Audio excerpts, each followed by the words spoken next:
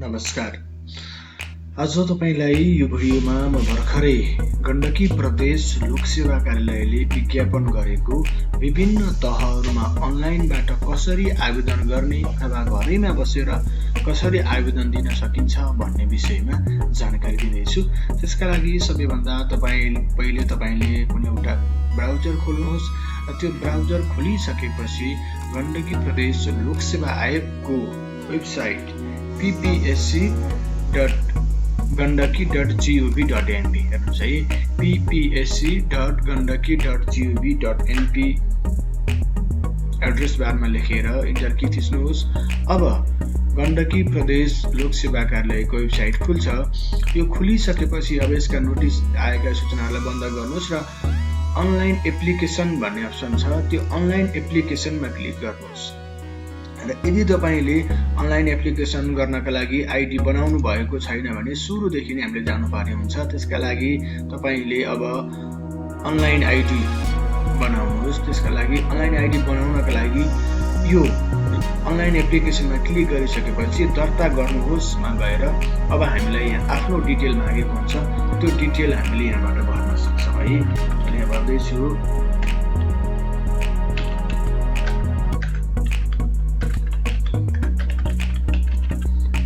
यो भर्न सक्नुहुनेछ। त्यसपछि तपाईको अब यो अनलाइन आइडी को युजर नेम के राख्ने भन्ने कुरा तपाईले राख्न सक्नुहुनेछ। जस्तै मैले ANUPSTS राखे। अब जन्म मिति यहाँ राख्नु पर्ने हुन्छ। आफ्नो जन्म मिति हजुरले राख्न सक्नुहुनेछ। यो विक्रम सम्वतमा राख्नु होला। विक्रम सम्वतमा हजुरले राख्नु भएपछि जन्म मिति अटोमेटिक आउनेछ, तपाईले यहाँ राख्न सक्नुहुनेछ। ल यो जन्म मिति राखिसकेपछि अब तपाईको लिङ्ग मेल फिमेल लेख्नुहोस्। त्यसपछि इमेल एड्रेस है। ल इमेल एड्रेस हजुरले लेख्न सक्नुहुनेछ। यो इमेल एड्रेस राखिसकेपछि अब तपाईको मोबाइल नम्बर राखिदिनुस् यहाँनिर है। ल यो मोबाइल नम्बर राखिसकेपछि अब तपाईको राष्ट्रिय परिचय पत्र नम्बर यदि छ भने राख्न सक्नुहुनेछ, नभए त्यो अनिवार्य हुँदैन। जुन फिल्डमा यहाँ एस्ट्रिक लगाइएको छ त्यो एकदमै अनिवार्य हो, त्यो चाहिँ हजुरहरूले ख्याल गर्नु होला। र अब नागरिकता नम्बर हजुरले राख्नुपर्ने हुन्छ। ल नागरिकता नम्बर राख्नु होला। र नागरिकता नम्बर राखिसकेपछि नागरिकता जारी भएको जिल्ला छान्नुहोस्। त्यसपछि नागरिकता जारी भएको मिति राख्नुपर्ने हुन्छ। र नागरिकता जारी भएको मिति राखिसकेपछि अब नागरिकता जारी भएको मिति राखिसकेपछि अब यो बुझाउनुहोस् भन्ने अप्सनमा क्लिक गरिदिनुहोस्। त्यसपछि अब user successfully registered and check your email for password भनिएको छ। अब हामीले आफ्नो मेलमा गएर पासवर्ड चेक गर्न सक्छौँ है। त्यसकारण जस्तै अब मैले यहाँबाट मेल खोल्दैछु, जिमेलमा गएर आफ्नो जिमेल एकाउन्ट जुन अघि हामीले राखेका थियौँ इमेल आइडी, त्यो इमेल आइडीमा लोकसेवाले पासवर्ड पठाएको हुन्छ।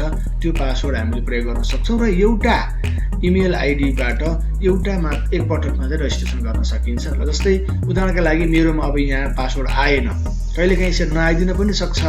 यदि यसरी आएन भने अथवा कहिलेकाहीँ आएर स्पाममा बसेको पनि हुनसक्छ होइन। यदि त्यसो पनि छैन, आउँदा पनि आएन भने यस्तो बेलामा हामीले के गर्न सक्छौँ त? यस्तो बेलामा हामीले फेरि यो लोकसेवा आयोगकै वेबसाइटमा फर्किएर इमेल पाउनु भएनमा क्लिक गर्नुहोस्। र अब तपाईको युजर नेम के राख्नु भएको थियो अघि है, युजर नेम यहाँ राख्नुहोस् र इमेल एड्रेस कुन राख्नु भएको थियो है, अघि राख्नु भएको इमेल एड्रेस राख्नुहोस् र मोबाइल नम्बर।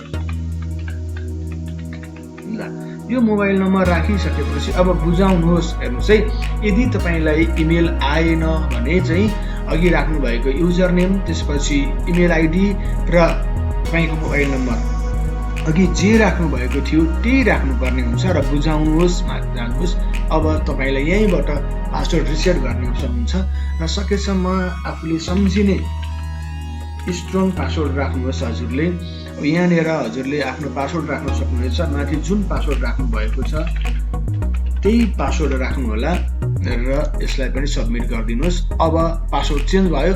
अब हामीले अघि बनाएको युजर नेम, मैले अघि युजर नेम बनाएको थिएँ र अघि क्रिएट गरेको पासवर्ड जुन थियो त्यही पासवर्डबाट हामीले लगइन गर्न सक्छौँ। बुझाउनुहोस्मा गएपछि अब खुल्छ है। यो खुलिसकेपछि अब यहाँ रिक्त पदहरू भनेर हामीलाई यो विज्ञापनहरू देखाइएको छ। यो विज्ञापनहरू देखाइएको हुन्छ भने अब तपाईँले सबैभन्दा पहिले विज्ञापनमा एप्लाई गर्नुभन्दा पहिले आफ्नो प्रोफाइल पुरा गर्नुपर्ने हुन्छ र आफ्नो प्रोफाइल पुरा गर्नका लागि प्रोफाइलमा जानुहोस् भन्ने अप्सनमा जानुहोस् र त्यहाँ चाहिँ जुन जे डिटेल यहाँ भरिएको छ त्यो बाँकी सबै हजुरले भर्नुपर्ने हुन्छ।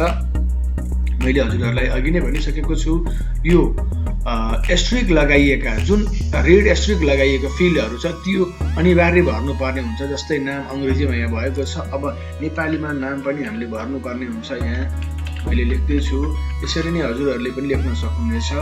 त्यस्तै गरी जन्ममिति भयो, अब परिवारमा बुवाको नाम होइन, त्यसपछि भर्न सक्नुहुनेछ। त्यस्तै गरी अब यहाँ बुवाको नाम, आमाको नाम के छ हजुरहरूको भर्न सक्नुहुनेछ है।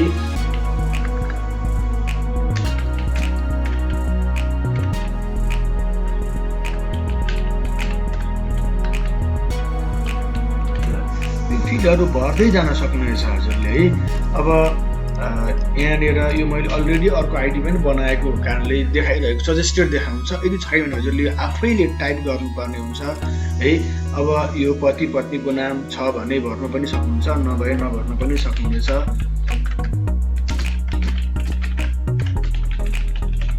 यसरी भर्न सक्नुहुन्छ। त्यस्तै गरी नागरिकता नम्बर, नागरिकता जारी जिल्ला, जन्ममिति यसरी भरिसकेपछि अब यो नेक्स्ट। यदि हजुरको ब्राउजर ल्याङ्ग्वेज इङ्ग्लिस छ भने नेक्स्ट आउन सक्छ। अब हामीले यसलाई नेक्स्ट गरौँ अथवा अर्कोमा गएपछि अर्को फेरि अर्को पेज खुल्छ। अब तपाईँले आफ्नो जात छान्नुहोस्, त्यस्तै गरी तपाईँको धर्म छान्नुहोस् होइन, विवाहित स्थिति, वैवाहिक स्थिति, विवाहित अविवाहित, त्यस्तै गरी रोजगारीको अवस्था के हो, मातृभाषा के हो होइन, तपाईँ शारीरिक रूपमा अशक्त हुनुहुन्छ अथवा हुनुहुन्न। यदि होइन ठिक छ, यदि चाहिँ यहाँ डिफल्ट होइनमा रहेको हुन्छ। यदि हो भने यहाँ तपाईँको यो होमा क्लिक गरेपछि अर्को फेरि अप्सनहरू खुल्छ। त्यहाँ तपाईँको अपाङ्गताको तह के हो त्यो राख्न सक्नुहुनेछ। त्यस्तै गरी अब तपाईँको बुवाको शैक्षिक योग्यता, आमाको शैक्षिक योग्यता, त्यस्तै गरी बुवाको पेसा होइन, त्यस्तै गरी आमाको पेसा के हो है तपाईँले राख्न सक्नुहुनेछ। त्यस्तै गरी तपाईँको अब भौगोलिक क्षेत्र है, हिमाल, पहाड, तराई के हो त्यो राख्न सक्नुहुनेछ भने यो सबै राखिसकेपछि अब तपाईँले कोटामा फर्म भर्नका लागि हेर्नुहोस् त यहाँ देखाइएको कोटाहरू जनजाति कोटा, मधेसी कोटा, दलित, अपाङ्ग, महिला, यो तपाईँले डकुमेन्टहरू यहाँ स्क्यान गरेको कपी अपलोड गर्नुपर्ने हुन्छ। र यहाँ यसले अलरेडी भनिदिएको छ अपलोड गरिएको तस्बिर त्यो फोटोको रूपमा अपलोड गर्नुपर्छ र त्यो 500 KB भन्दा बढीको हुनु हुँदैन। तर सानो फाइल हुँदैमा फेरि प्रिन्ट गर्दा क्लियर नआउने पनि हुनु हुँदैन भनेको छ यसले। अब तपाईँले कुनै डकुमेन्ट छ भने, जस्तै जनजाति छ भने जनजातिमा टिक लगाउनुहोस् र यो फाइल चुज गरेर यहाँबाट अपलोड गर्न सक्नुहुन्छ। तर महिलाको लागि चाहिँ तपाईँहरूले चाहिँ अपलोड गर्नुपर्ने हुँदैन। माथि यहाँ भनिएको छ यो अघिल्लो पेजमा व्यक्तिगत विवरणमा लिङ्गमा महिला राख्नुभयो भने तपाईँले त्यत्तिकै महिला कोटामा फर्म भर्न पाउनुहुनेछ। र यो पेज पनि भरिसकेपछि अब हामी अर्को पेजमा जान सक्छौँ है। पालै सबै पेजहरू हामी जान सक्छौँ। जस्तै ल अब मैले स्थायी ठेगाना यहाँ भर्दैछु। अब यहाँ उसले चाहिँ हामीलाई चाहिँ गाउँपालिकासम्म अथवा स्थानीय तहसम्मको यही उसले डिफल्ट दिएको हुन्छ, हामीले यही चुज गर्ने हो। वडा नम्बर हामी आफै लेख्न सक्छौँ। त्यस्तै गरी टोलको नाम के लेख्ने हो हामी आफै लेख्नुपर्ने हुन्छ यहाँनिर। अब तपाईँको घर नम्बर, फोन नम्बर छ भने लेख्न सक्नुहुनेछ, मोबाइल नम्बर अनिवार्य राख्नुपर्ने हुन्छ। त्यस्तै गरी तपाईँको इमेल ठेगाना, अब पत्राचार गर्ने ठेगाना है,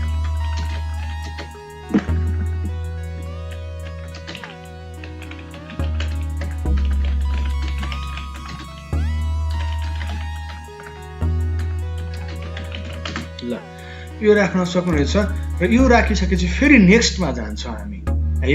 अब शिक्षा तपाईको एकाडेमिक क्वालिफिकेसनका डकुमेन्टहरू यहाँ राख्नुपर्ने हुन्छ र तपाईले अब हेर्नुहोस् है त नयाँ थप्नुहोस् यहाँबाट तपाईले थप्दै जान सक्नुहुन्छ। जस्तै उदाहरणको लागि मैले एउटा के राख्न चाहे जस्तै एचएससीबी एनईबी अथवा यो के हो तपाईले कहाँबाट चाहिँ त्यो डिग्री लिनुभएको हो त्यो सिलेक्ट गर्नुहोस्। जस्तै शैक्षिक उपलब्धि एसएलसी शैक्षिक संकाय हैन तपाईको शिक्षा हो अथवा के होस्। अब हाम्रो एसएलसीमा त खासै संकाय हुँदैन त्यही भनी मैले अहिले एसएलसी को भर्दैछु है।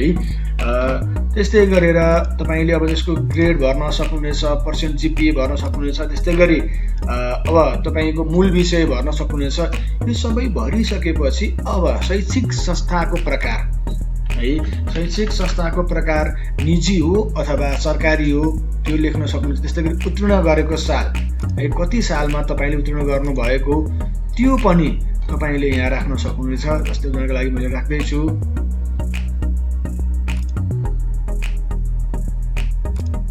है। यसरी तपाईले यो डकुमेन्टहरू यहाँ बुझाउन सक्नुहुनेछ। त्यस्तै गरी अब ट्रान्सक्रिप्ट अथवा ग्रेड सिट तपाईले यहाँ राख्नुपर्ने हुन्छ। तर यसले हेर्नुहोस् त ट्रान्सक्रिप्ट वा ग्रेड सिटको चाहिँ पीडीएफ फर्ममा अपलोड गर्नु हुन भनेको छ। अब हामीले त्यसलाई चाहिँ पीडीएफ को रूपमा अपलोड गर्नुपर्ने हुन्छ है। तर कहिलेकाहीँ अब हामीलाई पीडीएफ बनाउन समस्या हुन सक्छ। त्यस्तो बेलामा के गर्ने है यसका लागि हामीले अब पीडीएफ बनाउनका लागि त्यो फाइललाई माइक्रोसफ्ट वर्डमा खोलेर त्यसबाट हामीले पीडीएफ बनाउन सक्छौं। र तपाईको डकुमेन्टहरुको फाइल साइज पनि 500 केबी भन्दा कम हुनुपर्छ। त्यसका लागि अब तपाईले कसरी डकुमेन्टको साइजलाई घटाउने यसका लागि तपाईले अब फोटोशपमा त्यसलाई खोल्नुहोस् र इमेजमा गएर एडजस्टमेन्ट तपाईको यो इमेज साइज है इमेज साइजमा तपाई गएर अब यसलाई के गर्न सक्नुहुन्छ भने इमेज साइज यहाँ कति दिएको छ जस्तै 7x7 यो ठीक छ हैन हाइट र वाइड्थ र रिजोल्युसनलाई तपाईले घटाइदिनु भयो भने फाइल साइज अटोमेटिक घट्छ है। अब यसो गरेर अब तपाईले यसलाई सेभ गरिदिन सक्नुहुनेछ। यसै गरी अब मार्कसिट पनि त्यसरी नै साइज घटाउनु पर्ने हुन सक्छ। फोटोशपमा खोल्नुहोस् इमेजमा गएर इमेज साइजमा गएर रिजोल्युसनलाई घटाइदिनु भयो भने जनरली सही राख्नु भयो भने बुझिने चाहिँ आउँछ। त्यो भएपछि इमेजको साइज पनि घट्छ। अब फेरि यो सानो इमेजलाई फेरि हामीले चाहिँ अब कसरी पीडीएफ बनाउने त्यसका लागि माइक्रोसफ्ट वर्ड खोल्नुहोस् है। माइक्रोसफ्ट वर्ड खोल्नुहोस् र माइक्रोसफ्ट वर्ड खोलेर त्यो तपाईको मार्कसिटलाई वर्डमा लैजानुहोस्। मैले ड्र्याग गर्न ल्याइदिएँ। अब यो आइसकेको छ। अब यसलाई तपाईले के गर्नुहोस् भने प्रिन्ट गर्नुहोस् है। कन्ट्रोल पी गर्नुहोस्। यदि तपाईको अपरेटिङ सिस्टम चाहिँ ओएस विन्डोज 8 10 छ भने हामीले यहाँ प्रिन्ट गर्ने बेलामा प्रिन्टरहरू देखिन्छन्। यो बाइ डिफल्ट नै हुन्छ माइक्रोसफ्ट प्रिन्ट टु पीडीएफ भन्ने। यो माइक्रोसफ्ट प्रिन्ट टु पीडीएफ मा लगेर प्रिन्ट गरिदिनुहोस्। अब यसलाई प्रिन्ट गर्नुहोस् र प्रिन्ट गर्ने बेलामा हेर्नुहोस् त अब हामीलाई यहाँ अप्सन आइरहेको छ हैन। हामीले यहाँबाट चाहिँ अब फाइल नेम के राख्ने जस्तै एसएलसी मार्कसिट लेखेर मैले अब सेभ गरिदिएँ। हेर्नुहोस् त यो सेभ भएको छ। अब हामीले यसलाई देख्न सक्छौं यहाँ केमा छ यो हेर्नुहोस् यो पीडीएफ मा छ है। पीडीएफ मा छ। यसको प्रोपर्टिजमा गएर हेरौं 464 केबी। अब यो लिन्छ यसले है 464 केबी छ। अब यो फाइल एसएलसी को सर्टिफिकेट कति साइजको छ कुन साइजको छ 289 केबी। अब यो रेडी भयो है। अब तपाईले के गर्न सक्नुहुनेछ भने यहाँ गएर अब ब्राउजमा गएर पहिला मार्कसिट अपलोड गर्नुहोस् है। त्यसपछि सर्टिफिकेट अपलोड गर्नुहोस्। अब यसलाई बुझाउनुहोस् अथवा नेक्स्ट है बुझाउनुहोस्मा जानुहोस्। अब यसपछि तपाईको एउटा एसएलसी को डकुमेन्ट यहाँ बुझाइएको छ। यस्तै गरेर तपाईले अब अरु डकुमेन्ट पनि बुझाउन सक्नुहुनेछ। यसरी तपाईले एउटा डकुमेन्ट अथवा एउटा योग्यता राखिसकेपछि अरु यहाँबाट यही प्रक्रियाले है यो नयाँ थप्नुहोस्मा गएर यही प्रक्रियाले अरु पनि थप्दै जान सक्नुहुनेछ।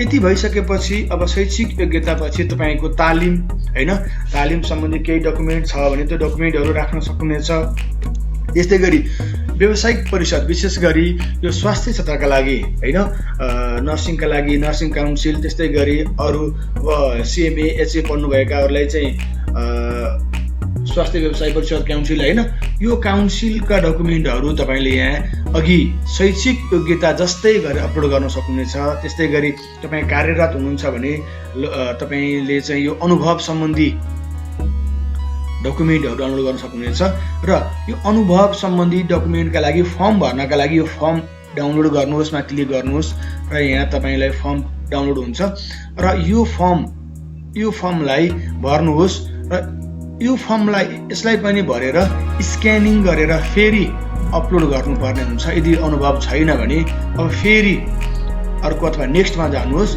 अब तपाईको यहाँनिर तपाईको फोटो त्यस्तै गरी तपाईको सिग्नेचर तपाईको नागरिकता यहाँ राख्नुपर्ने हुन्छ। त्यसका लागि अब अपलोड गर्नुहोस् मा क्लिक गर्नुहोस्, फोटो छान्नुहोस्, त्यस्तै गरी अर्कोमा गएर अब सिग्नेचर छान्नुहोस्, त्यस्तै गरी अब नागरिकताको फ्रन्ट पेज है नागरिकताको फ्रन्ट पेज छान्नुहोस्, नागरिकताको ब्याक साइड छान्नुहोस् हैन र यो भइसकेपछि अब फेरि यसलाई पनि नेक्स्ट गर्नुहोस् है। अब तपाईको डिटेल यहाँ देखाएको छ है, तपाईले के भर्नु भयो भन्ने डिटेल देखाएको छ। अब तपाईको प्रोफाइल कम्प्लिट भएको छ है। अब भने तपाईले बल्ल लोक सेवा आयोगमा चाहिँ खाली अथवा रिक्त रहेका पदहरूमा एप्लिकेसन दिन सक्नुहुनेछ। हेर्नुहोस् त, यदि तपाईले प्रोफाइल पूरा गर्नु भएको छैन भने कृपया पहिले प्रोफाइल पूरा गर्नुहोस् भनेको छ। हेर्नुहोस्, यसरी एकचोटि यहाँ सर रिभ्यू फेरि गर्न पनि सक्नुहुनेछ हैन। यदि यो अलरेडी तपाईले पूरा गर्नु भएको छ भने सकियो है। अब यसपछि तपाईले कहाँ जानुपर्ने हुन्छ त है, रिक्त पदमा जानुहोस्। रिक्त पदमा गएर तपाईले केमा एप्लाई गर्ने हो है। यहाँ रिक्त भएका पदहरू है तपाईले विज्ञापनमा हेर्न सक्नुहुनेछ। तपाईले तपाईको शैक्षिक योग्यताले कुन पदमा भर्न पाइन्छ भन्ने कुरा है। जस्तै अब मैले चाहिँ एसएलसी को मात्रै डकुमेन्ट अपलोड गरेको छु। अब मैले एसएलसी को डकुमेन्टले भर्न पाइने भनेको चौथो तहको है, चौथो तहको खर्दार जस्तै सामान्य प्रशासन लेखा यो भर्न पाइन्छ है। यो भर्न पाइन्छ भने अब यसमा गएर विस्तृत विवरण हेर्नुहोस् मा क्लिक गर्नुहोस्। अब तपाईले केमा भर्न पाउनुहुनेछ हेर्नुहोस् त, खुल्लामा पाउनुभयो। यदि तपाईले अघि त्यो लिङ्ग महिला लाउनु भएको भए महिलामा भर्न पाउनुहुन्थ्यो। त्यस्तै गरी अब जनजातिमा मैले भर्न पाएँ है।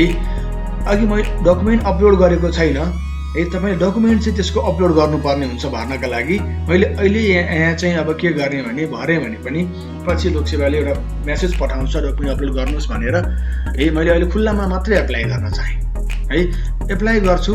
अब यहाँ एप्लाई गर्नका लागि यो अलरेडी ठिक छ, तपाईसँग न्यूनतम योग्यता छ, मैले यतिको मात्रै डकुमेन्ट अपलोड गरेको छु। यदि माथिल्लो डकुमेन्ट छ भने होइन मसँग न्यूनतम भन्दा बढी योग्यता छ मा जान सक्नुहुनेछ। त्यसपछि त्यसको संकाय के हो संकाय लेख्न सक्नुहुनेछ है। यस्तै न्यूनतम शैक्षिक योग्यताको मूल विषय लेख्न सक्नुहुनेछ। परीक्षा केन्द्र चुज गरेपछि अब पीएससी का टर्म्स कन्डिसन्सहरू म स्वीकार गर्न तयार छु यसमा टिक लगाउनुहोस् र एप्लाई गर्नुहोस्। हेर्नुहोस् है, अब यसलाई एप्लाई गर्नुहोस् र एप्लाई गरिसकेपछि अब हेर्नुहोस् तपाईको डिटेल दिएको छ यहाँ र यो विवरण ठिक छ कि छैन है। छैन भने क्यान्सल गरेर फेरि रिभ्यू गर्न सक्नुहुनेछ। होइन यसैमा भर्न लागेको ठिक छ भने हो निश्चित गर्नुहोस् मा जानुहोस् र यसपछि अब एप्लाइङ सक्सेसफुल भएको मेसेज आउँछ, ओके गर्नुहोस् अथवा भुक्तानी गर्नुहोस्। तपाईले भुक्तानी गर्नुपर्ने हुन्छ हैन। भुक्तानी गर्नका लागि अब हामीले भुक्तानीमा क्लिक गर्न सक्नुहुनेछ र भुक्तानी गर्ने अप्सनमा यहाँ दुईवटा बैंक देखाउँछ है, राष्ट्रिय वाणिज्य बैंक र नेपाल बैंक लिमिटेड। अब अनलाइन भुक्तानी गर्ने हो अथवा अफलाइन भुक्तानी गर्ने हो। यदि तपाईसँग कनेक्ट आइपीएस छ, तपाईले कनेक्ट आइपीएस चलाउनुहुन्छ भने अनलाइन भुक्तानीमा गएर तपाईले भुक्तानी गर्न सक्नुहुनेछ।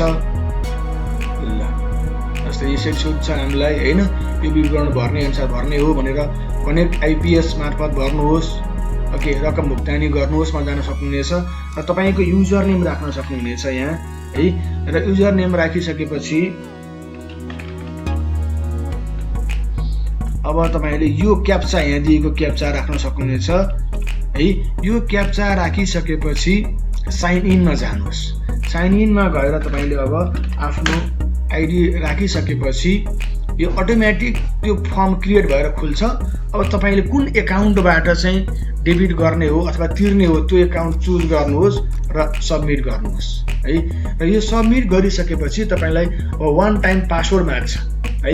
यो वान टाइम पासवर्ड मागेर सबमिट गरिदिनु भयो भने तपाईँको भुक्तानी सफल हुन्छ है। मैले अहिले भुक्तानी गर्दिनँ, यो चाहिँ अनलाइनबाट भर्ने भुक्तानी अथवा अनलाइनबाट भुक्तानी गर्ने विधि तपाईँलाई मैले देखाएँ है।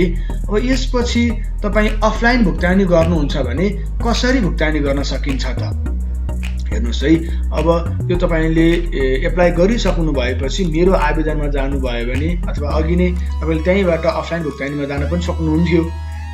अब तपाईँले मेरो आवेदनमा जानु भइसकेपछि सबै आवेदनमा हेर्नुहोस् यहाँ चाहिँ के देखाएको छ ल, यो विज्ञापनमा एप्लाई गरिएको आवेदन स्थिति पेन्डिङ, पैसा नतिरिएको देखाएको छ। अब तिर्नुहोस्मा क्लिक गर्नुहोस् र नेपाल बैंक अथवा वाणिज्य बैंक छान्नुहोस्, अफलाइन भुक्तानी गर्नुहोस् र नेक्स्ट गर्नुहोस्। यसरी हामीले अफलाइन बुझाउन सक्छौँ।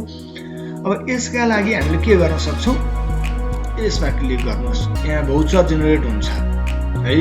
ल यो भौचरलाई चाहिँ हामीले के गर्न सकिन्छ अब भने यो भौचरलाई डाउनलोड गर्ने अथवा यो भौचरलाई यतिकै यहाँबाट प्रिन्ट गर्ने र यो भौचरमा हामीले भर्नुपर्ने 300 छ। जस्तै अब मैले 300 बुझाउनु छ भने 100 × 3 300 गरेर दुवैपट्टि भरेर बुझाउँछु र यो भौचर र 300 रुपियाँ यहाँ भर्नुपर्ने छ।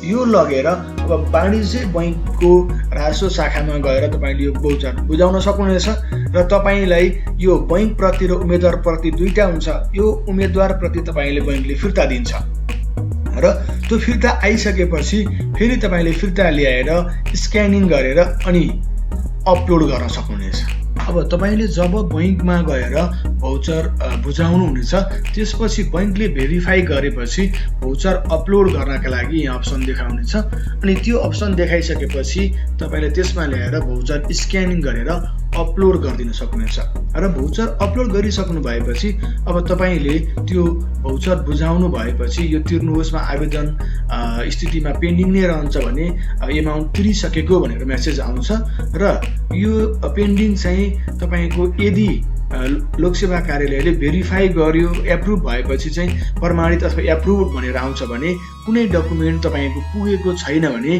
तपाईँलाई यही मेसेज आइरहेको हुन्छ। त्यही मेसेज अनुसार तपाईँले चाहिँ नपुग भएको डकुमेन्ट थप्न सक्नुहुनेछ। यसरी तपाईँले गण्डकी प्रदेशको चाहिँ लोकसेवा आयोगले विज्ञापन गरेको विभिन्न तहमा आफ्नो आवेदन दिन सक्नुहुनेछ। तपाईँले यो भिडियो अहिलेसम्म हेर्नुभयो, अवश्य पनि अब तपाईँले अनलाइन आवेदन आफै गर्न सक्नुहुनेछ भन्ने मैले विश्वास गरेको छु। यदि तपाईँले अनलाइन आवेदन गर्न सक्नुभयो, भिडियो तपाईँलाई उपयोगी लाग्यो भने भिडियो सेयर गरेर अरूलाई पनि यो भिडियो पुर्याइदिनु हुन तपाईँलाई मैले अनुरोध गरेँ। यति भन्दै तपाईँले यो जानकारीमूलक भिडियो हेरिदिनु भएकोमा तपाईँलाई धेरै धेरै धन्यवाद भन्न चाहन्छु। हस्त नमस्कार।